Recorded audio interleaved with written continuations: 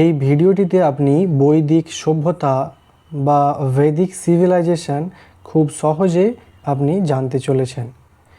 তো শুরু করা যাক। প্রাচীন ভারতে প্রথম পয়েন্ট হচ্ছে প্রাচীন ভারতের এক সোনালী ও রহস্যময় অধ্যায় এটা ছিল। তারপরে হচ্ছে পয়েন্ট যাযাবর জীবন থেকে এটি স্থায়ী সমাজ গড়ার চমৎকার একটা গল্প। আজ আমরা জানব কিভাবে এই সভ্যতার মানুষ জীবনযাপন করতেন। তো আজকে আমরা শিখব বৈদিক সভ্যতা। আর্য কারা ছিল? আর্য কারা ছিল আপনি প্রথমে এই ছবিটি দেখলে বুঝতে পারবেন যে মধ্য এশিয়া থেকে আমাদের ভারতবর্ষে এসেছিলেন একটি প্রজাতির মানুষ। তারপরে পয়েন্টগুলো লক্ষ্য করুন। আর্যরা মূলত যাযাবর ছিল। তারা 2000 BC নাগাদ ভারতে আসে। 2000 BC অর্থাৎ কি? যীশুখ্রিস্ট জন্মর 2000 বছর আগে তারা ভারতে এসেছিল। ম্যাক্সমূলারের মতে তাদের আদি বাসস্থান ছিল মধ্য এশিয়া। আচ্ছা, ম্যাক্সমূলার বলেছিলেন যে তারা আগে বসবাস করতেন মধ্য এশিয়াতে, পরবর্তীতে তারা ভারতে এসেছিলেন। তারপরে হচ্ছে আর্য শব্দের অর্থ কোনো নির্দিষ্ট লোক নয়, এর অর্থ হলো জাতি বা সৎ বংশ। তাহলে ম্যাক্সমূলারের মতে আর্যদের আদি বাসস্থান কোথায় ছিল? পরীক্ষায় প্রশ্ন এরকম দিয়ে দেবে। তাহলে অ্যান্সার হবে মধ্য Asia. Option C correct answer হবে।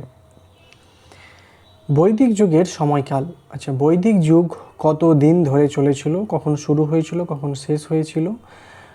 বোঝার সুবিধার জন্য পুরো সময়কালকে দুটি ভাগে ভাগ করা হয়। একটা ঋগ বৈদিক যুগ আর একটা পরবর্তী বৈদিক যুগ। ঋগ বৈদিক যুগ শুরু হয়েছিল কখন? শুরুর দিকে যখন আর্যরা ভারতে এসেছিল, তো 1500 থেকে 1000 BC, অর্থাৎ যীশুখ্রিস্ট জন্মের 1500 বছর 1500 বছর আগে থেকে শুরু করে 1000 বছর আগে পর্যন্ত যে সময়টা ছিল সেই সময়টা ঋগ বৈদিক যুগ। আর যীশুখ্রিস্টের জন্মর 1000 বছর আগে থেকে শুরু করে 600 বছর আগে পর্যন্ত পরের দিকে এটা হচ্ছে পরবর্তী বৈদিক যুগ। তাহলে বুঝতে পারলেন যে প্রথমে এসেছিল এটা মনে করুন যীশুখ্রিস্টের জন্ম, এখানে জিরো অর্থাৎ যীশুখ্রিস্টের জন্ম। এবার যীশুখ্রিস্টের জন্ম থেকে একদিন, দুদিন, 3 দিন, 1 বছর, 2 বছর করে পিছাতে আপনি যখনই 1500 বছর পিছিয়ে আসবেন তখন শুরু হয়েছিল ঋগ বৈদিক যুগ। এই 1500 বছর থেকে 1000 বছর পিছিয়ে এটা হচ্ছে ঋগ বৈদিক। আর ওই 1000 থেকে 600 BC পর্যন্ত এটা হচ্ছে পরবর্তী বৈদিক। বোঝা গেল আশা করি। তাহলে ঋগ বৈদিক যুগের সময়কাল কোনটি? ঋগ বৈদিক যুগের সময়কাল হচ্ছে আপনি দেখতেই পাচ্ছেন 1500 থেকে 1000 BC। আমাদের অপশান এ কারেক্ট অ্যান্সার। তারপরে হচ্ছে রাজনীতি ও শাসন। প্রশাসনিক ব্যবস্থায় এদের একদম কেন্দ্রে বা মধ্যমণি ছিলেন রাজা বা রজন। রাজাকে রজন বলা হতো। রাজাকে সাহায্য করতেন পুরোহিতরা। এই রাজা ইনাকে সাহায্য করতেন পুরোহিতরা। আর কে সাহায্য করত? সেনানী ও গ্রামণীর মতো কর্মচারীরা। সেনানী অর্থাৎ যে সেনার প্রধান এবং গ্রামণী অর্থাৎ যিনি গ্রামের প্রধান, তারা এই রাজাকে সাহায্য করতেন। এই যুগের শাসন কার্যের জন্য সভা ও সমিতির উল্লেখ পাওয়া যায়। শাসন কার্য চালানোর জন্য তখন সভা এবং সমিতি নামে দুটো অনুষ্ঠান হতো। বৈদিক যুগে প্রশাসনিক ব্যবস্থার মধ্যমণি কে ছিলেন? বৈদিক যুগে প্রশাসনিক মধ্যমণি ছিলেন রাজা বা রাজন। Option C correct answer. তারপরে পরিষদ ও সভা ও সমিতি, এখানে রাজনীতি, প্রশাসন ও বিচার নিয়ে আলোচনা হতো। তাহলে কি আলোচনা হতো এই সভা বা সমিতিতে? যে রাজনীতি আলোচনা হতো, প্রশাসন এবং বিচার করা হতো এই সভা সমিতিতে। গণ কি? গণ নামক দলের প্রধান ব্যক্তিকে বলা হতো গণপতি। বাহিনী বা সামরিক বাহিনীর পরিষদকে বলা হতো পরিষদ। এই সেনাবাহিনীর একটা যে পরিষদ ছিল সেটাকে পরিষদই বলা হতো। বৈদিক যুগের সামরিক পরিষদকে বলা হতো, সামরিক অর্থাৎ সেনাদের যে পরিষদ সেটাকে পরিষদ নামেই জানা হতো। অর্থনৈতিক বেঁচে থাকার উপায়। প্রধান জীবিকা পশুপালন, আপনি দেখতেই পাচ্ছেন এখানে পশুপালন প্রধান জীবিকা। এই যুগে মানুষের প্রধান জীবিকা ছিল পশুপালন। দ্বিতীয় বা অন্যতম গুরুত্বপূর্ণ জীবিকা ছিল কৃষিকাজ। তাহলে প্রথমে পশুপালন, তারপরে কৃষিকাজ করে ধান বা শস্য উৎপাদন করা। রাজাকে দেওয়ার জন্য বলি নামের একটি বিশেষ কর বা ট্যাক্স ছিল।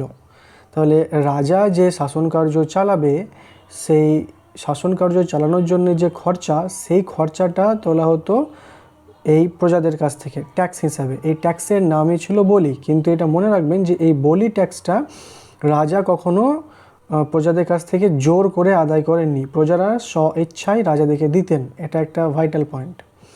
বৈদিক যুগের প্রধান জীবিকা কী ছিল? বৈদিক যুগের প্রধান জীবিকা ছিল পশুপালন। তারপরে হচ্ছে সমাজ ব্যবস্থা ও 4 বর্ণ। সমাজ ছিল সম্পূর্ণ পুরুষতান্ত্রিক, অর্থাৎ পুরুষরাই প্রধান ছিল সমাজে। সমাজে কাজের ভিত্তিতে বর্ণ প্রথা চালু ছিল। 4টি বর্ণ ছিল, তার মধ্যে হচ্ছে একটা ব্রাহ্মণ, ক্ষত্রিয়, বৈশ্য এবং শূদ্র। প্রথমে 1 নম্বরের ছিল ব্রাহ্মণ, সমাজের উঁচু পদে। তারপরে ছিল ক্ষত্রিয়, যারা সেনা আর্মি ছিল, বৈশ্য যারা ব্যবসা করত, এবং শূদ্র যারা চাষি বা চাষবাস কাজকর্ম করে খেত। বৈদিক যুগে সমাজে মোট কয়টি বর্ণ ছিল? মোট বর্ণ ছিল 4টি, ব্রাহ্মণ, ক্ষত্রিয়, বৈশ্য এবং শূদ্র। জীবনের 4 ধাপ কি কি সেটা আশ্রম জানবো আমরা। 4 ধাপ। মানুষের জীবনকে 4টি ধাপে ভাগ করা হয়েছিল। প্রথম ধাপ হচ্ছে ব্রহ্মচর্য, ছাত্র জীবন। তাহলে ব্রহ্মচর্য প্রথমে যে আপনি দেখতেই পাচ্ছেন এখানে ছাত্র জীবন, কালিটা চেঞ্জ করে দিই তাহলে বুঝতে সুবিধা হবে। ছাত্র জীবন ছিল। তারপরে ছিল গার্হস্থ্য ছিল সংসার জীবন। তারপরে হচ্ছে বানপ্রস্থ বনে যাওয়া। তারপরে হচ্ছে সন্ন্যাসী। তাহলে জীবনের 4টা ধাপ, ব্রহ্মচর্য, গার্হস্থ্য, বানপ্রস্থ এবং সন্ন্যাস। প্রথমে ছাত্র জীবন, সংসার জীবন, বনে যাওয়া, তারপরে হচ্ছে সন্ন্যাসী হয়ে সব কিছুকে ত্যাগ করে দেওয়া। জীবনের শেষ ধাপটির নাম কি? জীবনের শেষ ধাপটির নাম হচ্ছে সন্ন্যাস জীবন। সন্ন্যাসী হয়ে গেলেন মানে জীবনের শেষ ধাপ চলে এলো। তারপরে বৈদিক যুগের নারী। ঋক বৈদিক যুগে নারীদের অনেক সম্মান ছিল, তারা পড়াশোনাও করতেন, দেখতেই পাচ্ছেন ছবি অনুযায়ী। শুরুর দিকে কয়েকজন বিখ্যাত নারীর নাম হলো অপলা, ঘোষা, তারপরে হচ্ছে লোপামুদ্রা। পরবর্তী বৈদিক যুগের বিখ্যাত ছিলেন গার্গী ও মৈত্রেয়ী। পরীক্ষার প্রশ্ন এরকম দিয়ে দেয় যে নিচের কে পরবর্তী বৈদিক যুগের নারী ছিলেন? তাহলে পরবর্তী বৈদিক যুগের নারী আমরা দেখতে পেলাম গার্গী এবং মৈত্রী। প্রথমে অপশান এ কারেক্ট অ্যান্সার। তারপরে হচ্ছে বিবাহ প্রথা। প্রজাপাত্য ও ব্রাহ্ম। পিতা আশীর্বাদ করে কন্যাকে পাত্রস্থ করতেন, মানে পিতা তিনি আশীর্বাদ করতেন এবং কন্যাকে পাত্রের হাতে বিয়ে দিয়ে দিতেন। গন্ধর্বতে কি হয়েছিল যে প্রেমিক প্রেমিকা নিজের ইচ্ছায় বা স্বেচ্ছায় বিবাহ তারা করতেন, এটা গান্ধর্ব। তারপরে হচ্ছে রাক্ষস, যেটা কন্যাকে জোর করে বা অপহরণ করে বিবাহ করা, আপনি ছবিতে দেখতেই পাচ্ছেন। তাহলে প্রেমিক প্রেমিকা স্বেচ্ছায় যে বিবাহ করেন তাকে কি বলা হয়? পরীক্ষায় প্রশ্ন আসতেই পারে, উত্তর হবে গন্ধর্ব। তারপরে ধর্ম ও দেবতা। মানুষ মূলত প্রকৃতির উপাসনা করত এবং পুরুষ দেবতার আধিপত্য ছিল, অর্থাৎ পুরুষ দেবতার আরাধনা তারা করতেন। প্রধান দেবতা ছিলেন ইন্দ্র, বজ্র বৃষ্টির দেবতা ছিলেন ইন্দ্র, আর অগ্নি ছিলেন আগুনের দেবতা। তাহলে এখানে ইন্দ্র কে ছিলেন? ইন্দ্র হচ্ছে বজ্রপাত বা বৃষ্টির দেবতা, আর অগ্নি অর্থাৎ আগুনের দেবতা, আপনি বুঝতেই পারছেন। এবং অন্যান্য দেবতারা হলেন রুদ্র ধ্বংসের, সোম গাছপালার দেবতা, আর সাবিত্রী আলোর দেবতা ছিলেন। বজ্র ও বৃষ্টির দেবতা কাকে বলা হতো? উত্তর হবে ইন্দ্রকে বলা হতো। তারপরে পবিত্র গ্রন্থ বেদ। ঋগ্বেদ হলো বিশ্বের সবচেয়ে প্রাচীনতম গ্রন্থ। তাহলে পরীক্ষায় প্রশ্ন আসে যদি যে বিশ্বের প্রাচীনতম গ্রন্থের নাম কি, তো হবে ঋগ্বেদ। সামবেদ এ সঙ্গীত, সামবেদে লেখা হয়েছিল সঙ্গীত। তারপরে যজুর্বেদ, যজুর্বেদে লেখা হয়েছিল রাজনীতি, আলোচনা করা হয়েছিল।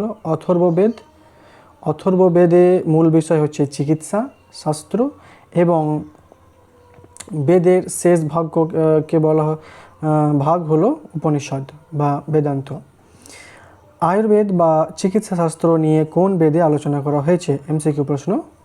তাহলে আয়ুর্বেদ বা চিকিৎসা শাস্ত্র হচ্ছে অথর্ববেদ। আমাদের অপশান ডি হবে সঠিক উত্তর। নদী প্রাচীন ও বর্তমান নাম কি? বৈদিক যুগের সিন্ধু, গঙ্গা, যমুনা, সরস্বতী নদীর অনেক গুরুত্ব ছিল তখনকার দিনে। অনেক নদীর নাম এখন বদলে গিয়েছে, আপনি এই ছবি দেখেও বুঝতে পারবেন।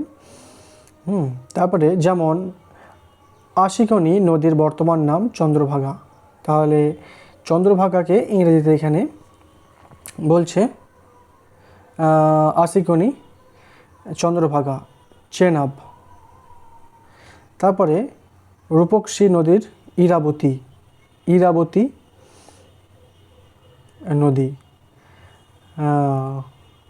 আপনি ছবি দেখলেই বুঝতে পারবেন। তারপরে হচ্ছে যে পরুমুখী নদীর বর্তমান নাম কি? পরুমুখী নদীর বর্তমান নাম হচ্ছে ইরাবতী, অপশান সি হবে সঠিক উত্তর। তারপরে হচ্ছে যে এক নজরে বৈদিক যুগ, আপনি যা যা শিখলেন সেটা এক নজরে শিখে নিন, যে কয়েকটা পয়েন্টে। যাযাবর আর্যরা ভারতে এসে এক স্থায়ী ও শক্তিশালী সমাজ গড়ে তোলে, প্রথম পয়েন্ট। 2 নাম্বার, প্রকৃতি পূজা থেকে শুরু করে গভীর দর্শন সবই এই যুগের সৃষ্টি হয়েছিল। এদের তৈরি করা জ্ঞান ও বেদ আজও ভারতের অন্যতম শ্রেষ্ঠ সম্পদ।